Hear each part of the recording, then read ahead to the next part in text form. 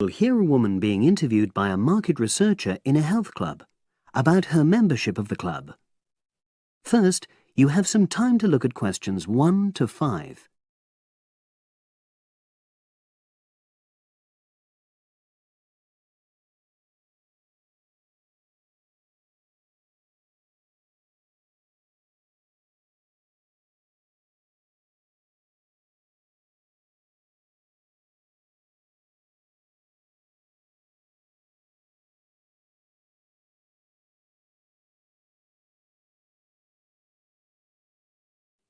Now we shall begin.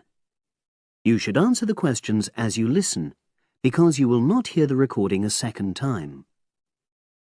Listen carefully and answer questions 1 to 5.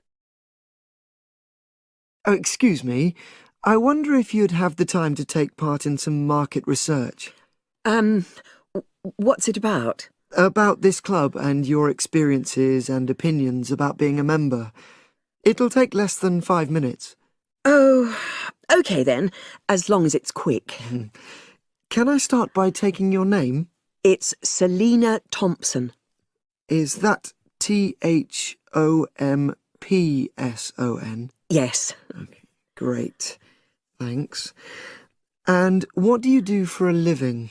Well, I'm an accountant, but I'm between jobs at the moment. I understand. But that's the job I'll put down on the form. And would you mind my asking which age group you fall into?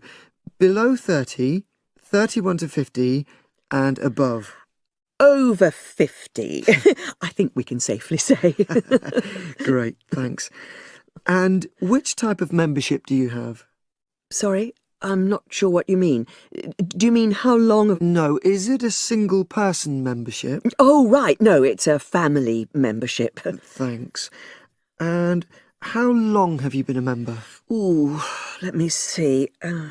I was certainly here 5 years ago, and it was probably 2 to 3 years more than that. Shall I put down 8? Oh, I remember now. It's 9, definitely. Sorry. No problem. I've got that. And the last question in this first part is, what brought you to the club? Sorry? How did you find out about the club? Did you see any ads? Well, I did actually, but I have to say I wasn't really attracted to the club because of that. It was through word of mouth. So you were recommended by a friend? Actually, my doctor. I'd been suffering from high blood pressure, and he said the club was very supportive of people with that condition, so I signed up. Great, thanks. Before you hear the rest of the conversation, you have some time to look at questions 6 to 10.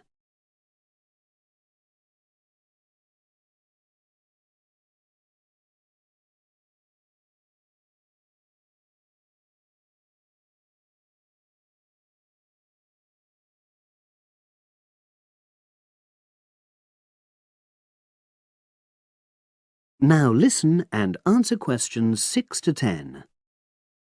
Now, for the second part of the form, I want to ask a bit more about your experience of the club. Sure. How often would you say you use the club? It varies enormously, depending on how busy I am. Of course. But on average, per month? I'd say it averages out at twice a week. OK, so 8 on average. Yeah, and 4 of those are aqua aerobics classes. That leads me to the next question. Would you say the swimming pool is the facility you make most use of? Fair to say that, yep. Right, thanks. And are there any facilities you don't use? One area I realise I've never used is the tennis courts. And there's one simple reason for that. You don't play tennis? Actually, I'm not bad at it. Oh. It's that I'm not happy having to pay extra for that privilege. Oh, right. I've made a note of that. Thanks. Now, in the last section, are there any suggestions or recommendations you have for improvements to the club? Only about health and fitness? Anything at all? Well, I'd like to see more social events. It isn't just a question of getting together for games or classes, but other things, you know. Yes, sure. And another thing that I was thinking when I had my yoga class in the gym last night, we were all sweltering in the heat, was that I think they should put in, well, you know... Air conditioning. That's exactly what I mean. The rooms are really light and well designed, but they do need proper installations. Sure. Well, I've made a note of that. Good. So, is there anything else you'd like to suggest? About quality of service, for example? Oh, everyone's very nice here. They couldn't be more friendly and helpful. Oh, but I tell you what, it's a shame the restaurant isn't open in the evening on Saturday, and Sunday as well, for that matter. Oh. So, the club should... Open it later on those days. OK. Well, thank you very much. That's all the questions I have.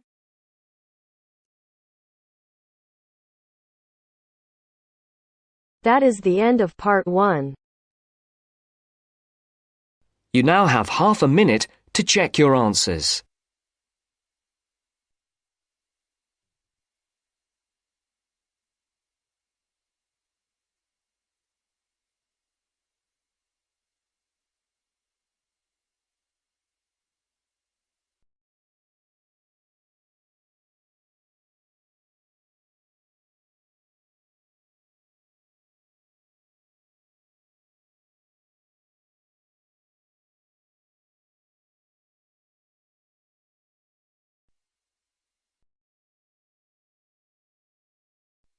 Now turns to part 2. Part 2. You will hear the education officer in a museum giving a talk to school students who are about to start a one-week work placement in the museum. First, you have some time to look at questions 11 to 15.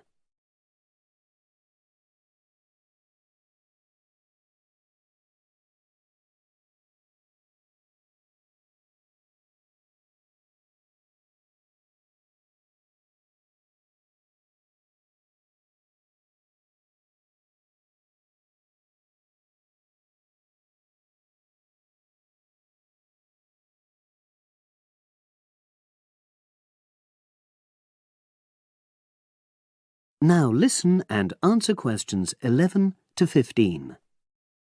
Good morning, and welcome. We're really pleased that you're going to be joining us next week for your work placement. Now, each of you will already have met the member of museum staff assigned to supervise you. In this short talk today, I'll be giving you more general information which will be relevant to all 6 of you. Your normal working day is 9 to 5 p.m, but on Monday, because it's your first day, we'd like you to arrive at 8:45. Please note, though, that you'll finish at the usual time. A lot of you have been asking what you should wear for work. Well, you may have noticed that we're not exactly a formal institution, so you'd really be out of place if you wear smart attire like a suit.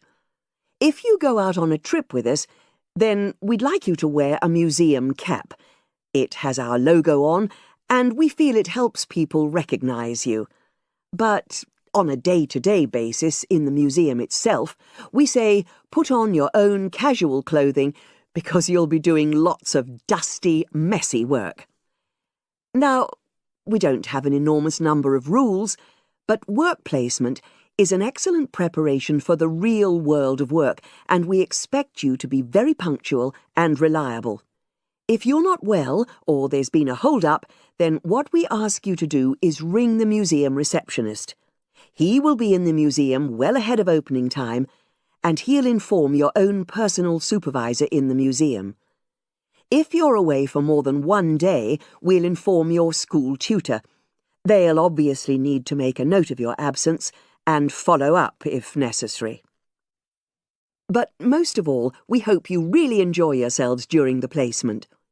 Students say they have a lot of fun, whether it's working with kids in our art workshops held every Monday, or, the most popular, when they go out on our outreach work to residential homes, recording elderly people's memories of school days for our oral history project. So, We hope you feel excited by the prospect of starting next week and well prepared. Your personal supervisor will be there to help you with our health and safety requirements when you start next week, and your supervisors will also brief you about the background to the museum, summarising all the huge amount of information on our website. In the next couple of days, it might be worthwhile if you get hold of evaluations and other notes made by students who've worked with us before. You can get a lot of pointers from them. Before you hear the rest of the conversation, you have some time to look at questions 16 to 20.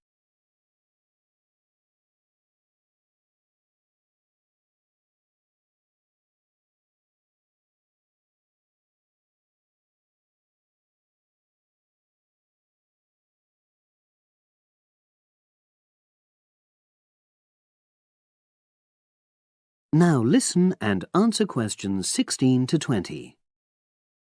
Now, before I finish today, I wanted to help you find your way around the museum. When you start next Monday, the first thing you'll need to do is sign in.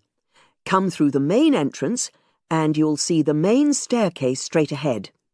To the right of this is the statue of the horse, and just behind that is a door. Go through that, and that's the sign-in office. Now, on the first day, you'll be working in Gallery 1. You'll find this as follows. In the central courtyard area, close to the entrance, there's a large chest where visitors put donations for the museum. The door just behind that leads to Gallery 1. The workshop you'll be taking part in starts at 11, but if you want to go in earlier, you can get the key and let yourself in. The key box is quite hard to find. Walk behind reception, and it's between the large gallery and the bookshop. I haven't mentioned breaks, lunch, etc. Unfortunately, our cafe's closed at the moment, so your best bet is to bring a packed lunch. We tend to have our sandwiches in the kitchen area. Go round the reception desk and you'll see a small circular cabinet. The door to the kitchen area is just behind that. Now, every day we put up notices about what's happening in the museum. Your supervisor will brief you, but if you want to check up on details, look on our staff notice board. This is in the corner of the play area, at the back, on the wall of Gallery 3. If you have any questions, I'd be happy to help. That is the end of part 2. You now have half a minute to check your answers.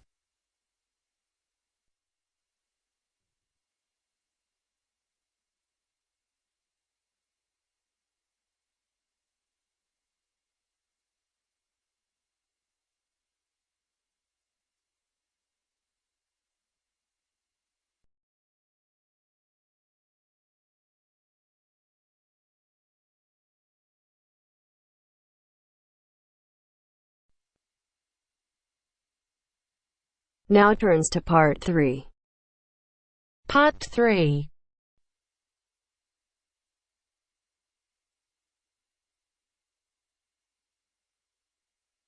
Now turns to part 3. Part 3.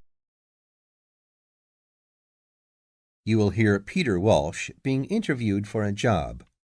Listen and choose the correct answer for each question. First, you have some time to look at questions 21 to 25.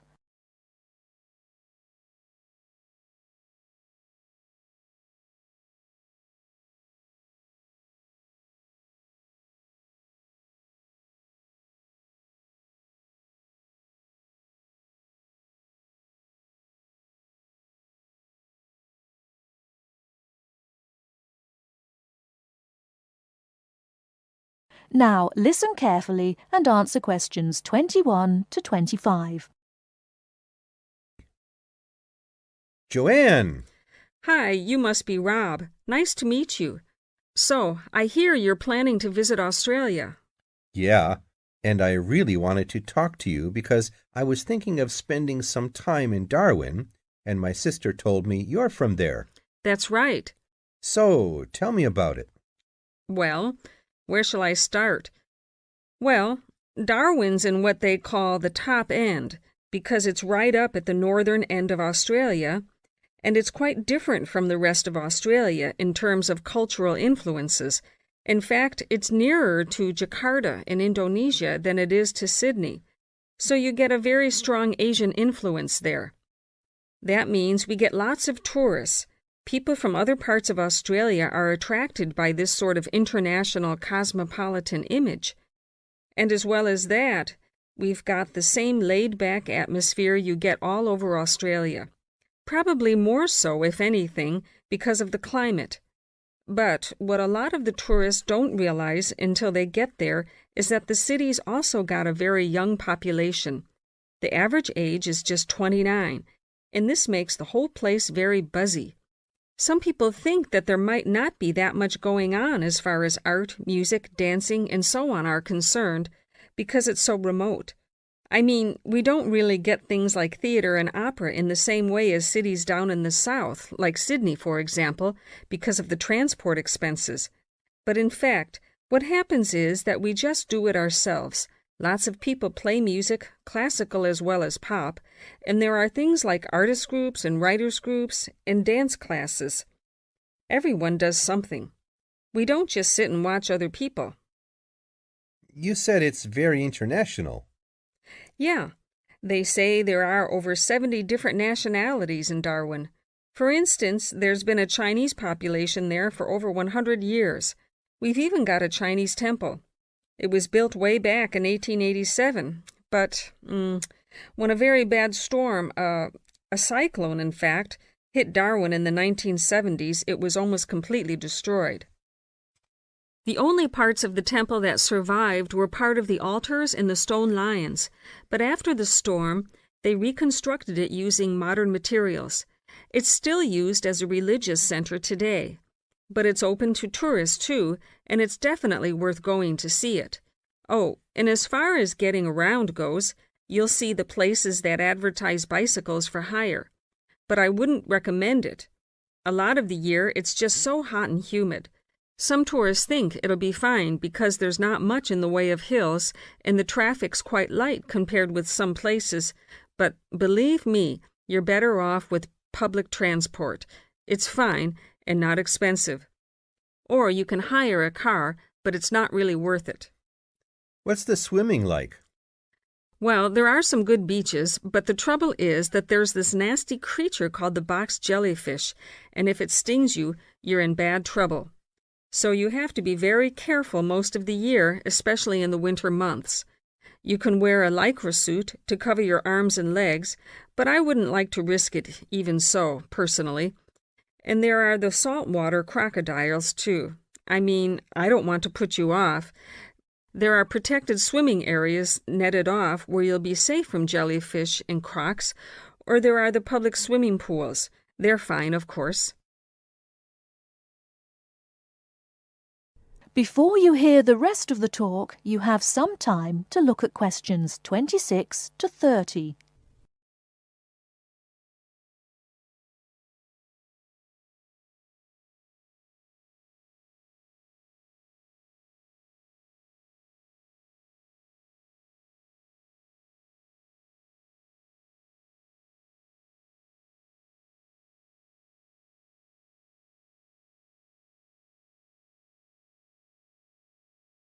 Now listen and answer questions 26 to 30. And answer the questions. Please sit down, Mr. Walsh. My name's Jane Swain, and I'm the personnel manager. Hello, how do you do? Now, this is just a short preliminary interview. I'd like to chat about your present job and what you've done up till now. Yes, of course. Well, could you tell me how long you've had your present position in Weston's? It is Weston's, isn't it? Yes, that's right. I am not sure. Let's see. I left university in 2005. Is that right? Yes, 2005. Then I was unemployed for about 3 months. And then I traveled round America for a few months. So, yes, it must be about 3 years now, in fact. Yes. And have you any particular reason for wanting to change jobs?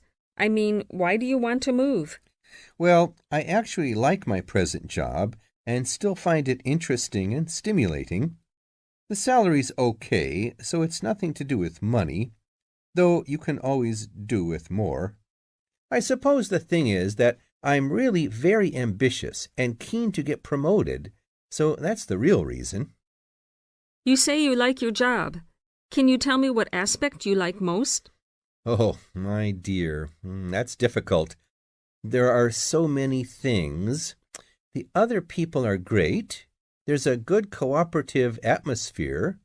I mean, among the staff, and compared to other companies, the conditions are great. I mean, the office itself and the working conditions. And then there's the fact that they give me lots of room for initiative and let me make decisions. You know, that's what I really like most about the job. Yes, well, we're looking for someone like that. You know, someone who isn't a clock watcher and who isn't too concerned about working fairly long hours. Oh, I don't mind that. I'm used to it. And what about your education? You went to Manchester University, didn't you? Yes. After leaving school, I started a diploma course in design, but I decided to give it up and did an arts degree at university instead. Good. And have you done any courses since?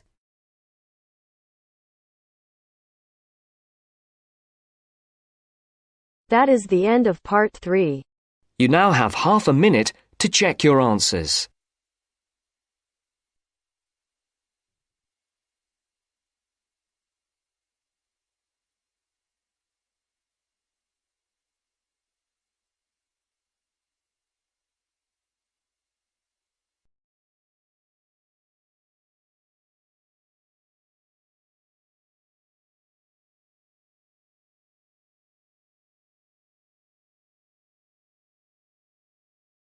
Now turns to part 4.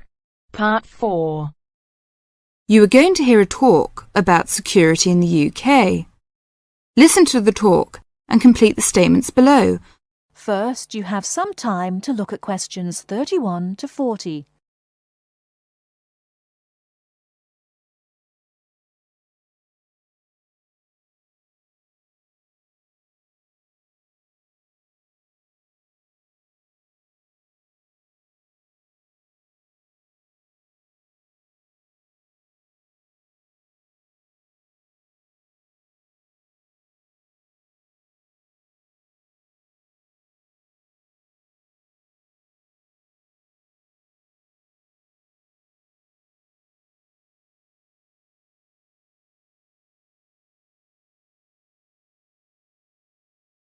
Now listen carefully and answer questions 31 to 40. In large cities, for instance London, and crowded places such as airports and stations, there is the risk of theft. We do not want you to suffer the distress of losing important documents and valuables as soon as you step onto British soil. So here are some important do's and don'ts. Don't carry more cash than you need for daily expenses. If you stay at a hotel, do ask the manager to keep large sums of cash, documents and valuables in the hotel safe and give you a receipt for them. This is a free service. If cash is stolen, it is very unlikely to be recovered. Do keep separately a note of the serial numbers on your traveller's checks, so if they are lost you can inform your bank. Do take particular care of bank and credit cards. Do carry wallets and purses in an inside pocket or a handbag. Don't ever leave a bag unattended and make sure it is securely fastened when you are carrying it. Do carry jewellery and valuables such as cameras, radios and typewriters on you or with you and keep a note of any serial numbers. Do take special care of your passport, travel tickets and other important documents. Documents are at risk particularly at airports and stations where it is obvious that most people will be carrying them. Do make a note and keep it in a safe place of the number of your passport its date and place of issue. This makes replacement easier if you are unlucky enough to lose it. If you don't want to carry heavy luggage around with you, you can leave it in a luggage office at most large stations and pick it up later. Keep the receipt so that you can reclaim your luggage. Check the opening hours, or you may find your luggage locked away when you need it again. If you lose any of your luggage in transit, take this up immediately with the officials of the airline or shipping line. But don't worry too much. 98% is found within 3 days. If you lose anything, go first to the lost property office at the airport or station, as it may have been found and handed in. If you lose your luggage in the street or suspect it has been stolen rather than gone astray, find the nearest policeman who will advise you what to do. That is the end of part 4. You now have half a minute to check your answers.